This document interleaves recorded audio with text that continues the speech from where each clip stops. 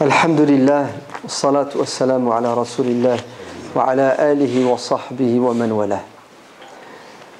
Si vous lisez le Coran, vous allez découvrir que Dieu condamne de manière claire, nette et limpide l'injustice, puisque dans plusieurs versets, Dieu annonce qu'il déteste les injustes et qu'il ne les aime pas.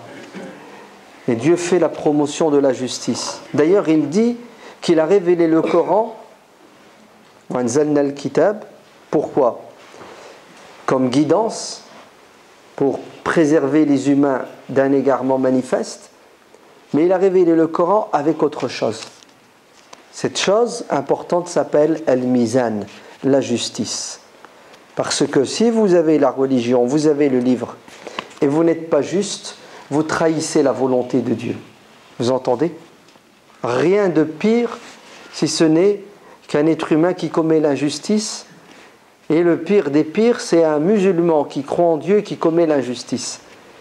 C'est presque synonyme de mécréance, parce que cet homme ne sait-il pas que Dieu est au-dessus de lui, qu'il est plus puissant, et qu'il va devoir un jour rendre des comptes devant Dieu, qui lui a les moyens d'imposer sa volonté. Ainsi, quand vous lisez le Coran, vous voyez que l'objectif de la religion, c'est de permettre aux êtres humains sur terre de vivre dans la paix et la justice. Vous entendez, deux choses fondamentales, la paix et la justice. D'ailleurs, on ne peut pas séparer les deux. Quand il y a de l'injustice, il n'y a pas de paix, et quand il n'y a pas de paix, il y a de l'injustice. C'est pour cela le croyant doit se révolter contre l'injustice. Il ne doit pas se taire. Le prophète sallallahu alayhi wa sallam dit: le jour où ma communauté se taira, elle restera silencieuse, spectatrice, devant qui? Devant l'injuste, ad-dalim, quel que soit l'injuste, du président de la République jusqu'au fonctionnaire de police qui commet une injustice. Le jour où les gens se tairont, qu'ils deviendront complices, car celui qui assiste à une injustice et qui ne la combatte pas, il est complice. Qu'est-ce qui arrivera à ma communauté? فَقَدْ تُوَدِّعَ مِنْهُمْ. C'est ce que ça veut dire? Ce jour-là, ma communauté est vouée à sa perte. Ouais. Donc le fait d'être spectateur et de ne pas condamner l'injustice, c'est un suicide social, c'est un suicide politique. Et regardez comment nos pieux prédécesseurs ne se taisaient pas face à l'injustice. Dans l'Empire ottoman, il y a eu un sultan, un calife, qui s'appelle Bayazid le Terrible. Bayazid le Terrible. Et son surnom collé à sa personne. Il était terrible parce qu'il était sans pitié avec les injustes. Bayazid le Terrible, tout le monde le craignait. On avait même du mal à lui adresser la parole, tellement on avait peur de ses réactions. Un jour, Bayazid a décidé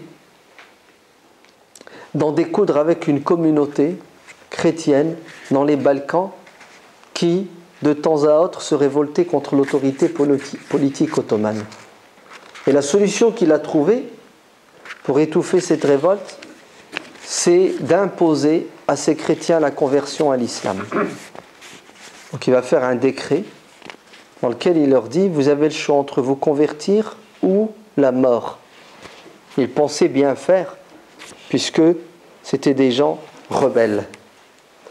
Lorsque le plus grand des savants, celui qu'on appelle Cheikh al-Islam, celui qui représente la cohorte des savants, apprend cela, Ibn al-Kamal, il demande une audience avec le calife terrible, Bayazid. Bayazid le reçoit, Ibn al-Kamal va lui dire: j'ai appris que Sa Majesté veut imposer l'islam à une communauté chrétienne dans les Balkans.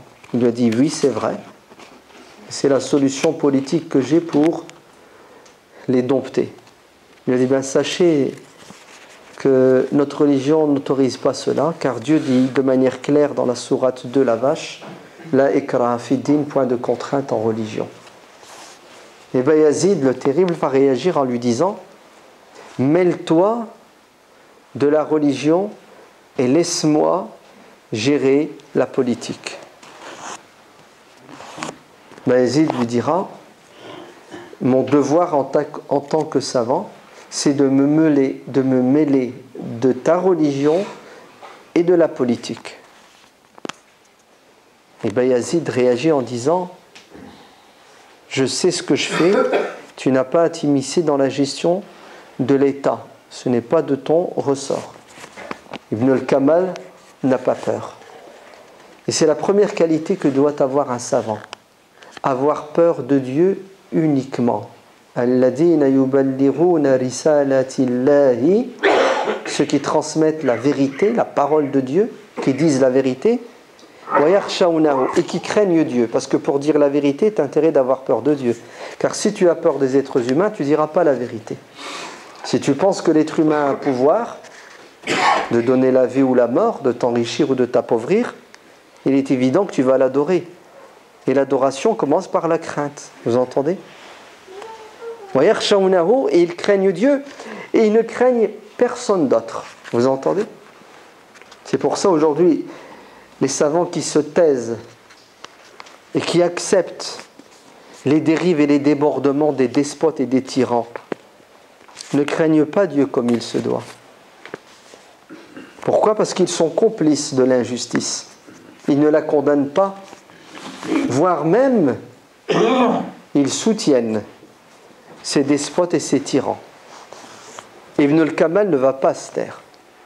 Bien que Bayazid s'appelle le terrible. Vous savez ce qu'il va lui dire ? Il va dire, nous avons prêté serment, nous les savants, à Dieu, qu'on dira la vérité, n'en déplaise au monde entier. Ainsi, mon devoir, c'est de te conseiller dans ton dîn, dans ta religion, pour que tu sois un bon musulman pratiquant, et de te conseiller dans ta gestion des affaires de ce bas monde, parce que si tu es injuste, ta prière ne te sauvera pas, tu vas aller en enfer. Et Bayazid termine la discussion en disant, très bien, et si je ne t'écoute pas, qu'est-ce que tu vas faire ? Et de manière zen et calme, notre grand savant Ibn al-Kamal lui dit, je vais me retirer, je vais aller dans mon bureau, le bureau de Cheikh al-Islam, le ministère des Affaires religieuses, et je vais rédiger une fatwa pour te détrôner, pour te retirer le pouvoir que tu as.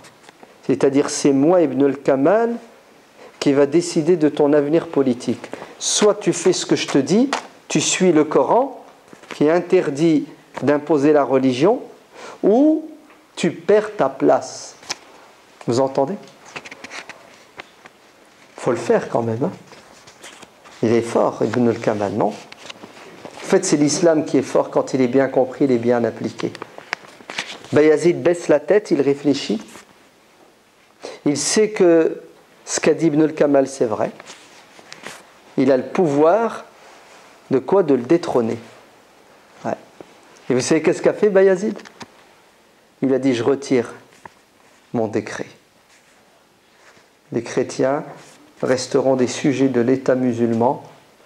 Ils pourront pratiquer leur religion. Et nous allons régler ce problème de révolte autrement. Ibn al-Kamal est sorti de là, la tête haute, et il nous a donné une bonne leçon, à nous musulmans au XXIe siècle, qui est la suivante. L'injustice, nous devons la condamner, quelle que soit la personne qui en est l'auteur. C'est pas quand un pauvre commet une injustice, on le condamne, et quand un puissant commet une injustice, on l'applaudit, on lui trouve des circonstances atténuantes. Regardez ce qui s'est passé en Italie. Berlusconi, on peut l'appeler le César, hein, le pharaon. Il avait tous les pouvoirs, il faisait ce qu'il voulait. Il avait l'argent, il avait le bras long. La franc-maçonnerie, il faisait partie du G7, du G8. Berlusconi, c'était un puissant de ce monde. Berlusconi a été jugé, condamné, vous entendez, condamné. Et là, il subit une humiliation comme jamais. Il ne l'a subi dans sa vie. Il est condamné à des travaux d'intérêt public, vous entendez. Dans un hôpital, vous avez des personnes âgées atteintes d'Alzheimer, et tous les matins, il doit aller s'occuper de ces personnes âgées. Tout ça pour vous dire qu'il y a de la justice sur terre. La preuve, regardez ce que Berlusconi vient de subir. Il y avait de la justice, regardez ce que Bayazid a dû faire. Mais il y a encore beaucoup d'endroits sur terre où il y a de l'injustice. Et s'il y a de l'injustice, c'est parce que les gens se taisent. Il y a un hadith faible qui dit As-sakitu ala al-haqqi shaytanun akhras. Celui qui se tait et qui ne dit pas la vérité est un diable muet. Déjà, c'est un diable et en plus, il a un handicap, il est muet.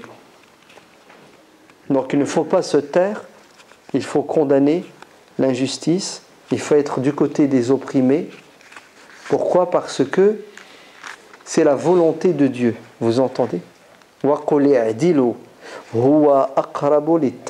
Soyez juste. C'est une preuve de piété. C'est-à-dire, plus vous êtes juste, et plus vous êtes avec les justes, plus vous condamnez les injustes, plus vous êtes pieux. Plus vous soutenez les injustes et l'injustice, plus vous êtes mécréant. Et plus vous êtes loin de la volonté de Dieu. Malheur aux tyrans et à ceux qui les soutiennent. On a dit à Ali ibn Abi Talib, radiyallahu anhu, comment se fait-il que lorsque Abu Bakr et Omar dirigeaient la communauté, il n'y avait pas de problème. Et toi maintenant tu es calife, il y a plein de soucis. D'un air de dire, le problème il est en toi. Tu es un mauvais dirigeant. Ali qui est très intelligent dit, c'est parce que Abu Bakr et Omar avaient des sujets comme moi. Et moi aujourd'hui en tant que responsable, j'ai des sujets comme vous. C'est pour ça que c'est le boxon et le foutoir. D'accord ? Qu'Allah nous préserve des jaloux et des envieux. Il nous donne la force d'être de bons musulmans de jour comme de nuit. Allahumma arham mautana, Allahumma aghfir lahum warhamhum, wa wassi' mudkhalahum, Allahumma arzuq lahum al-jannata wa ajirhum min an-nar, Allahumma arzuq li ahlihim as-sabra was-silwan, اللهم اشف مرضانا اللهم تقبل صدقاتنا اللهم بارك لنا في جماعاتنا اللهم احفظ لنا مسجدنا هذا اللهم اجزي عنا كل خير المسؤولين رجالا ونساء صغارا وكبارا اللهم ارزقهم من حيث لا يحتسبون اللهم خذ بأيدينا ربنا آتنا في الدنيا حسنة وفي الآخرة حسنة وقنا عذاب النار سبحان ربك رب العزة عما يصفون وسلام على المرسلين والحمد لله رب العالمين